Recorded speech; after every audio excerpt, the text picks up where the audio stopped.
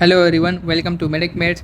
सो OPD management में आज का जो हमारा टॉपिक है वो हम रेनाइटिस का सेकंड पार्ट जो हमारे पास है एलर्जिक रेनाइटिस, उसको आज हम डिटेल से करेंगे। जिसके पहले पार्ट्स में हमने वायरल रेनाइटिस किया था, आज हम एलर्जिक रेनाइटिस करेंगे।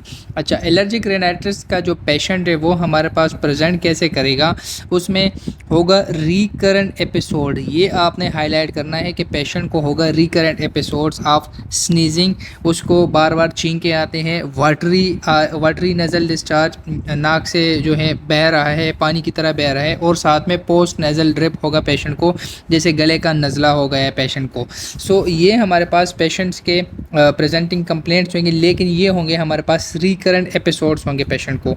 ऑन एग्जामिनेशन हमारे पास ये जो है ये हमारे पास हो सकता है कि डिविएटेड नज़ल सेप्टम हो, जिसको DNS भी कहते हैं। नज़ल सेप्टम जब एक साइड पर डिविएट किया हो, और दूसरा हमारे पास there will be signs of inflammation होंगी, तो ये हमारे पास एलर्जिक रेनाइटिस होता है। अब इसमें हमारे पास फीवर नहीं होता और कोई भी टैकिकार्डिया नहीं होता, ठीक हो गया, क्योंकि ये सिर्फ जस्ट एलर्जिक रिएक्शन है।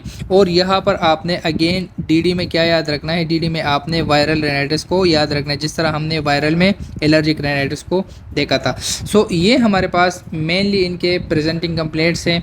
ऑन एग्जामिनेशन आप इसको चेक करेंगे, आप उसके टेम्परेचर सारा कुछ चेक करेंगे। टेम्परेचर आपको यहाँ पर मिलेगा ही नहीं, क्योंकि देयर नो फीवर है, कोई टैकिकार्डिया नहीं है।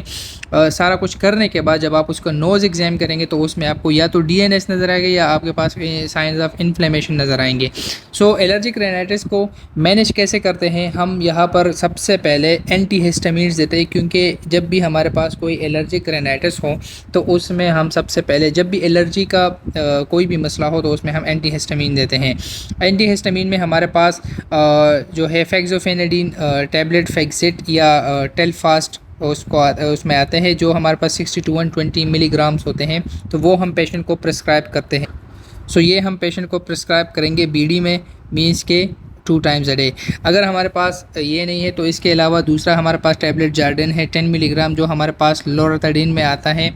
और इसके अलावा हमारे पास है टैबलेट डिसोरा, जो 5 to 10 मिलीग्राम इनके डोजेज़ आते हैं, जिसमें डेस्लोराथाडीन आता है, और ये भी हमारे पास आता है OD में, पेशेंट को रात के टाइम पे देते हैं। अच्छा, यहाँ पर एक चीज़ है कि हम जो सिट्रिजीन के ब्रांड्स है, जिसमें हमारे पास रिजिक्स है, सेडेल है या जेटिक है, ये हम पेशेंट को प्रिस्क्राइब नहीं करेंगे। क्यों नहीं करेंगे? क्योंकि ये हमारे पास सिडेशन काज करते हैं और साथ में कैन लीड टू साइनोसाइटिस। सो हमारे पास जब एलर्जिक रेनाइटिस हो तो उसमें हम सेट्रिजीन और सिट्रिजीन के जितने भी ब्रांड्स हैं वो हम नहीं प्रिस्क्राइब करते पेशेंट्स को।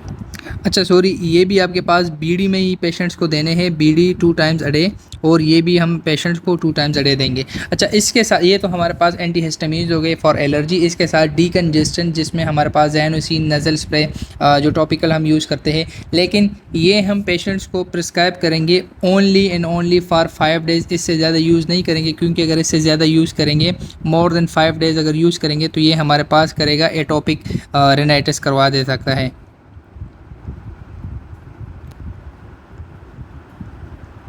सो हम ये सिर्फ और सिर्फ 5 days तक जो है इसको प्रिस्क्राइब करेंगे। और इसके अलावा हमारे पास जो नेक्स्ट है वो हमारे पास टैब फेक्सिट डी, जिसमें सूडोएफेड्रिन होता है 60 to 120 मिलीग्राम, और ये हम पेशेंट्स को देंगे BD में।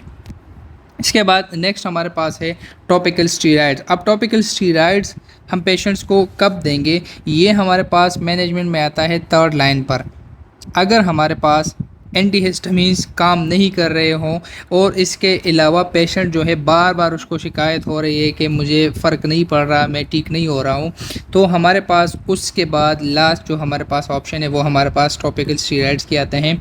और उसको हम यूज़ किस तरह करेंगे कि पेशेंट्स को पहले कहेंगे कि वो अपने नोज़ को, नाक को जो है वो पहले नॉर्मल सलाइन से साफ़ करें, ताकि जो स्टीरॉइड वो यूज़ करेगा वो डायरेक्टली नेज़ल म्यूकोज़ा पे लगे और उसकी सही से अपना असर दिखाए और उसकी एब्जॉर्प्शन हो।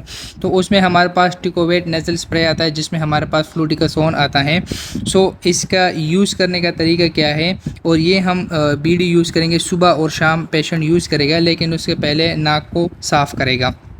नॉर्मल सलाइन के साथ। और इसके साथ साथ क्योंकि ये एलर्जिक हैं, एलर्जी जो भी आपके एलर्जी ट्रिगर फैक्टर्स है उससे अवॉइड काउंसलिंग जो है बहुत ज़रूरी है। जब तक पेशेंट जो है वो इख्तियात करेगा तो मे भी उसको ये सिम्टम्स भी ना हो, और अगर इख्तियात नहीं करेगा तो फिर उसको बार बार ये होगा। तो उसमें जो गर्द गुबार है, डस्ट वगैरह है, उससे अपने आप को बचाए। मास्क जो है पहने। इसके अलावा डेंडर से अवॉइड करें। बर्ड से, कुछ लोगों को बर्ड से एलर्जी होती है, परिंदों वगैरह से, तो उनसे। और इसके साथ साथ वो ट्रिगरिंग फैक्टर्स जो पेशेंट को पता हो कि अगर मैं उस चीज़ से लगूंगा, उसके साथ मैं करीब हूँगा तो फिर मुझे एलर्जी होगी, तो उन चीज़ों से वो अपने आप को दूर रखें। और इसके साथ साथ ENT ओपिनियन सर्जरी का जो ओपिनियन है वो सेप्टोप्लास्टी के लिए वो लाजमी ज़रूरी है अगर पेशेंट को DNS हो, डिविएटेड नज़ल सेप्टम हो। इसके बाद एंटीबायोटिक्स इंडिकेशन पेशेंट में तब होंगे अगर ग्रीनिश या येलोविश डिस्चार्ज हो और पेशेंट को फीवर हो ग्रेटर देन 101। उसमें हमारे पास जो चॉइस है वो है levofloxacin tablet 250 milligram for 2 days, for 2 times a day BD, sorry.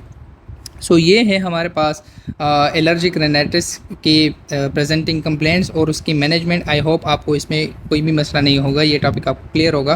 अगर आपको वीडियो अच्छी लगी हो तो लाइक करें, कमेंट करें और साथ में अपने दोस्तों के साथ भी शेयर करें। Thank you.